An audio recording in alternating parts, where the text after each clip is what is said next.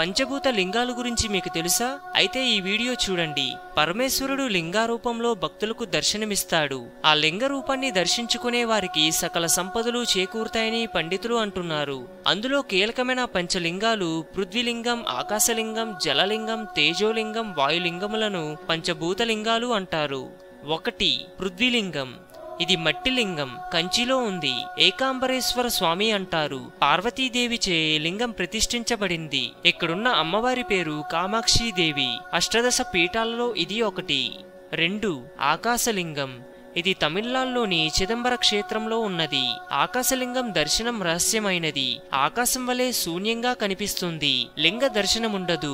అందువలనే చిదంబర రహస్యం అనే పేరు వచ్చినది. ఈ క్షేత్రంలో నటరాజస్వామి, శివకామ సుందరి అమ్మవార్లు మాత్రమే ఉంటారు. 3. జలలింగం. ఈ లింగం క్రింద ఎప్పుడూ నీటి ఊట ఉండటం వలన దీనిని జలలింగం అంటారు. ఇది తమిళనాడులోని తిరుచిరాపల్లికి సమీపంలో జంబుకేశ్వర క్షేత్రంలో ఉంటుంది. ఈ స్వామి పేరు జంబుకేశ్వరుడు. అమ్మవారి పేరు అఖిలాండేశ్వరి.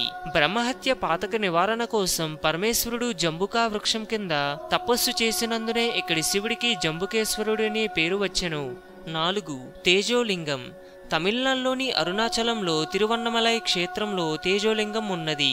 అరుణాచల శిఖరాగ్రంపై అగ్నిశిఖ ఒకటి ఆవిర్భవించి తేజోలింగ రూపమయ్యాడు శివుడు. ఈయన పేరే అరుణాచలేశ్వరుడు.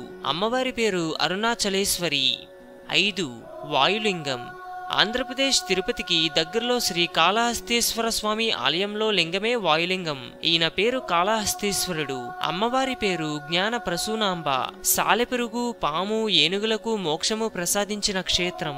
ఇవే పంచభూత లింగాలుగా ప్రసిద్ధి చెందినవి.